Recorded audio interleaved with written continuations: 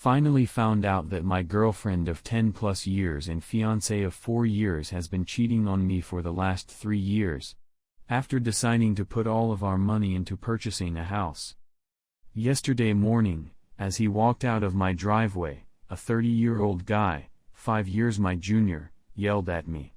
My fiancé and this guy, who claims to be surprised that the person he's been seeing for 3 years now has a home, a dog, and an engaged boyfriend, makes me feel a bit better about myself as I walk out the door. While I was outside with the two of them, he came in after finishing his speech segment and strolled inside the room. For the last 10 years, my partner and I have been together. Our relationship went through many ups and downs while I was away at graduate school, and we ended up getting engaged as a result of our experiences. My mother's house had undergone a dramatic transformation by the time I returned. The lack of connection and intimacy between the two of us was just a continuation of what we had been experiencing before. They did, however, agree to work on the project as a collaborative effort. Things began to appear more promising, and we ultimately opted against having a wedding in the first place. Using the money we had saved and the money that our family would be able to give for us, we hoped to be able to purchase a home. Her connection with this other man comes to light after a year of living at home and years of arguing with me over my choice to allow her to be independent and go out with her friends on Friday and Saturday evenings. Over an extended length of time. In light of how connected our lives have become and the fact that we have this magnificent home in both of our names, I'm at a loss for what to do.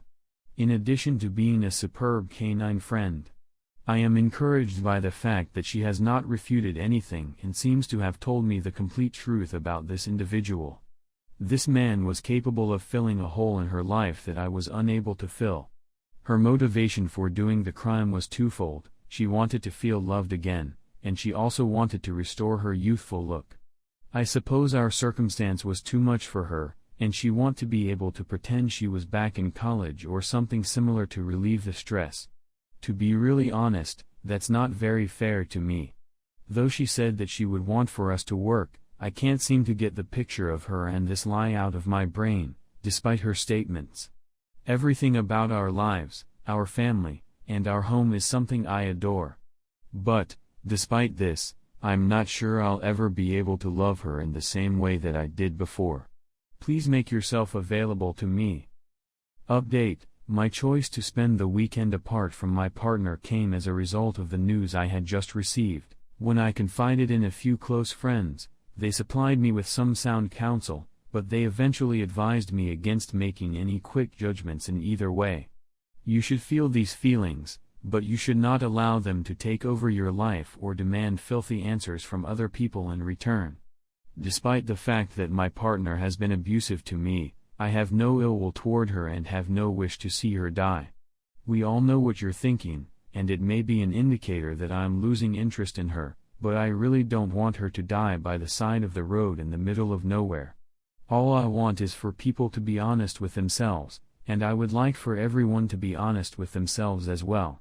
My first and most essential objective is to be able to make an honest choice for myself with the confidence that I deserve. There has been a great lot of discussion and disagreement about her motivation for doing what she did over the last several days, and this has continued into today. It's utterly unreasonable in every way. However, it did draw attention to the fact that something was wrong between us. This week, my therapists are different. I'm seeing an independent therapist alone as well as a couple therapist with her, which is a first for me. However, this week, I took the day off and told her that I would be spending the day at the beach instead of in the workplace. My suggestion was that we spend some time apart to allow our emotions to be processed and our composure to be restored. In the aftermath of the things I've done to her over the years, she has expressed sorrow, and although some of her feelings are genuine, I believe she needs to take a long, hard look in the mirror to realize what she's done. Furthermore, I've seen that she is much more protective of her activities and scared of losing her home to me and being labeled as the cheating spouse than I am, despite the fact that my life has been totally flipped upside down as a result of her actions. That is really important. So I'm entrusting her with all of my typical duties this week, even things she doesn't understand about what I do around the home, as a result of her recent diagnosis. Please accept my apologies, but I'm not going to accept your pitchforks and demand that I dump her in front of everyone while making a huge spectacle of myself. That's simply not the way I roll, to be honest. Better to make an educated choice and then be happy with my decision than the other way around. It will be because of her heinous behavior that I will have to leave her in the way in which I did that I will be able to develop as a person. She'll be even more dissatisfied if she happens to run into the person she might have been with earlier in the day. But I'm not quite there yet. I'm still a bit puzzled and befuddled by the whole situation.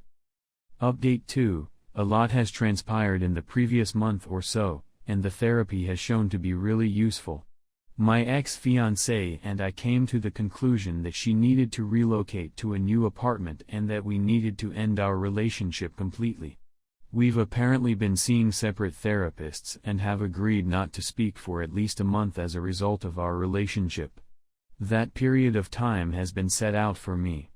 I've realized that having constant contact with her and reliving past events and disagreements with her does not help at all and really makes me feel worse, so I'm avoiding it until I feel better about everything. If I ever have the opportunity. This period of time after my last update has sent me into the worst depression I've ever experienced in my life. However, I believe it has the potential to be advantageous. In addition to exercising and going on dates, I've been growing more aware of who I am and what I want/need in life as well as in a partner. In a long-term relationship that matures slowly, and when you come from a family with a history of infidelity, you tend to accept it as normal. And it has been the crux of my problems. No, I'm not sure what a normal relationship is or what it may be like. So talking to others who have no prior experience with anything like this and have no understanding of our situation has been useful because it has let me see how twisted our lives were and how screwed up what she did was as a result of her actions. I also recently got in touch with the individual, who, like me, seemed to be completely oblivious of the issue. He hasn't gotten back to me yet. I wanted some clarity on a few of items, as well as confirmation that she had seen him since D-Day. So I contacted her directly. The attempts to revive our relationship have been made by my ex, but I have no intention of doing so. What will happen over the following several months is that I will buy her out of our house and gradually relocate her somewhere with me. Following the signing of the documents and the continuation of my life, I'll most likely provide another final update on this. But I wanted to express my gratitude to everyone who has shown support for me on this site or in private messages. Without going through it, there is no way to properly prepare for or comprehend it, and I'm still going through it at the present time. I get recurring nightmares and feel quite exhausted and gloomy at times. Nonetheless, it is conceivable to feel hopeful, if not downright pleased about the future, and I am seeing indicators of this right now. I want to advise anybody else who is going through a similar scenario to do all in their power to get away from it as soon as possible. Keep your distance from the individual who had the affair, since they are toxic and will make you feel miserable. But keep in mind that you are not the one who is suffering.